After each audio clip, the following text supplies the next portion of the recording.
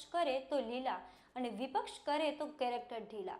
આ વાત એટલા માટે કહેવાની ફરજ પડે છે કારણ કે ભાજપના ધારાસભ્ય પ્રકાશ વરમોરાએ મહાત્મા ગાંધી વિશે અપમાનજનક વાતો કરતા કોંગ્રેસે વિરોધ કર્યો છે। નમસ્કાર, હું છું મમલ। અમારા વિશેષ કાર્યક્રમમાં તમારું સ્વાગત છે।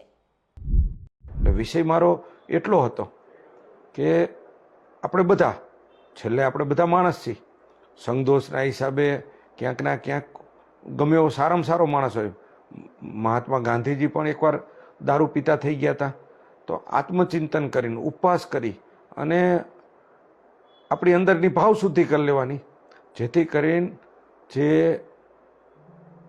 15% જે સમાજનો જે ઉપરનો બૌદ્ધિક વર્ગ છે, જે પ્રતિષ્ઠિત વર્ગ છે, અને 85% એ ક્યાંક ના ક્યાંક પોતાના શ્રમ લેવલ જીવન જીવે છે। ત્યારે 15% લોકોનું દાયિત્વ છે કે આ 85% જ્યાં વિકાસ નથી પહોંચ્યો એને માર્ગદર્શક બને, એને પોતાના જીવનના પોતાના ચરિત્ર દ્વારા, પોતાના પ્રેમ દ્વારા, પોતાના કરુણા દ્વારા, પોતાની બુદ્ધિ દ્વારા આ બધાને જોડી અને એક નવો માર્ગ પ્રશસ્ત કરાવે।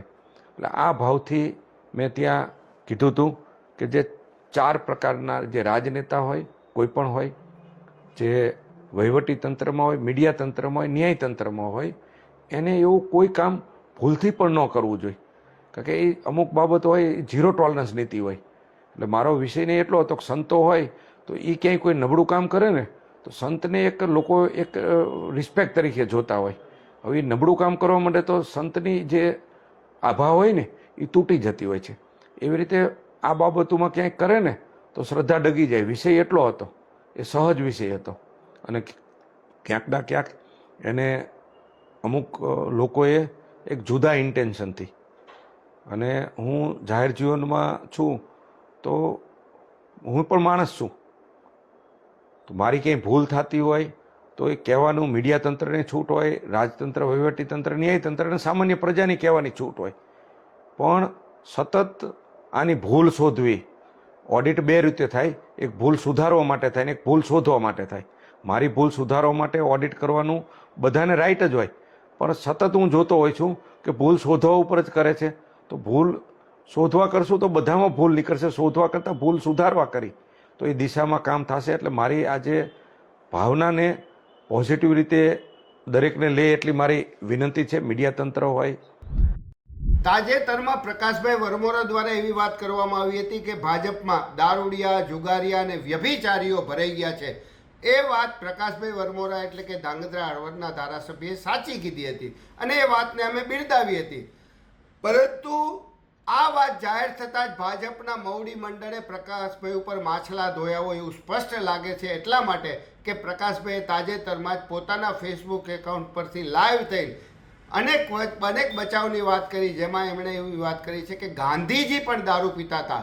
તો પ્રકાશભાઈની આ વાતને અમે સખત શબ્દોમાં ગાંધી પ્રેમી હોવાના કારણે વખોડી કાઢીએ છીએ અને પ્રકાશભાઈને સ્પષ્ટ કહીએ છીએ કે ગાંધીજી જ્યારે આફ્રિકા ભણવા જતા હતા ત્યારે તેમના માતા પિતા અને સમાજે એ શરતે તેમને ત્યાં ભણવા મોકલ્યા હતા કે કોઈ પણ સંજોગોએ વિદેશની હવા તેમને લાગવી ન જોઈએ, તેમણે કોઈ દિવસ મદિરાપાન કે માંસાહાર કરવાનો નહીં। આ તમામે તમામ શરતનું ગાંધીજીએ અક્ષરશઃ પાલન કર્યું છે અને ગાંધીજીએ તેઓની જિંદગીમાં કોઈ દિવસ દારૂ પીધો નથી।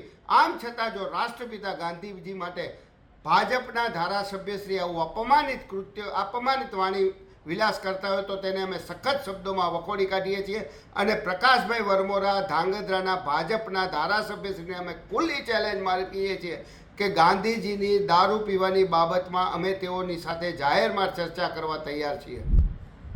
ગુજરાતમાં છેલ્લા ઘણા દિવસોથી હળવદ ધાંગધ્રાના ધારાસભ્ય બેફામ વાણી વિલાસ કરી રહ્યા હોય ત્યારે આજે સવારના એક સોશિયલ મીડિયાના માધ્યમથી એક વિડીયો વાયરલ થયેલો મને જોવા મળ્યો। એની અંદર માનનીય ધારાસભ્ય શ્રી પ્રકાશભાઈ વરમોરા સાહેબ એવું બોલી રહ્યા છે કે ગાંધીજી પણ દારૂ પીતા થઈ ગયા હતા। આ કેટલા અંશે વ્યાજબી? ભૂતકાળની અંદર કોંગ્રેસના રાજસ્થાનના પૂર્વ મુખ્યમંત્રી અશોક ગેહલોતજી દ્વારા જ્યારે એવું કહેવામાં, એવું નિવેદન આપવામાં આવ્યું હતું ગુજરાતમાં ખુલ્લેઆમ દારૂ વેચાય છે અને ઘરે ઘરે દારૂ પીવાય છે, ત્યારે હાલના મંત્રી શ્રી જીતુભાઈ વાઘાણી સાહેબ એવું નિવેદન આપેલું હતું કે આ મહાત્મા ગાંધીનું અપમાન છે। ત્યારે જે હું એમને પૂછવા માગું છું કે આજે ભારતીય જનતા પાર્ટીના હળવદના ધારાસભ્ય જેમ કહે છે કે મહાત્મા ગાંધી પણ દારૂ પીતા થઈ ગયા હતા, તો આ કેટલા અંશે વ્યાજબી, શું અપમાન ન ગણી શકાય?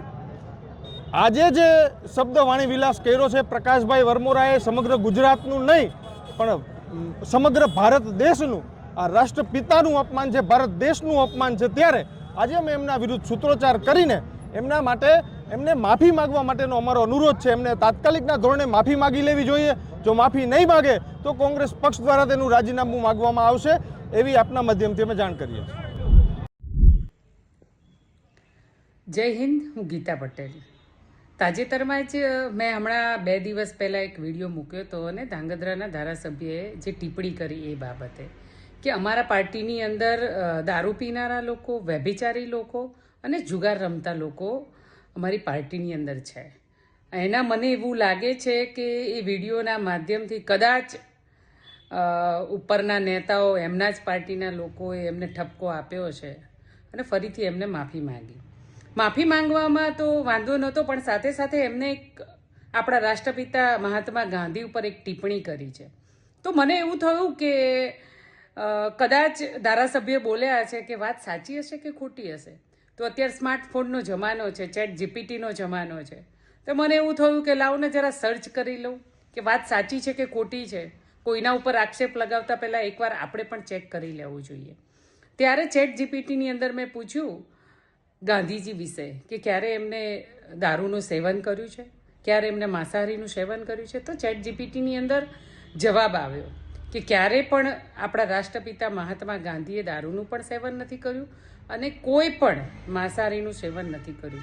એટલે હું ધારાસભ્યને કહેવા માગું છું કે ધાંગધ્રાના ધારાસભ્ય શ્રી, આપ શ્રી ધારાસભ્ય છો, કોઈ પણ વસ્તુ બોલતા પહેલાં એકવાર જોઈ લેવું જોઈએ, વિચારી લેવું જોઈએ. તમે રાષ્ટ્રપિતા મહાત્મા ગાંધી પર ટિપ્પણી કરી રહ્યા છો, ખરેખર તમને શરમ આવવી જોઈએ.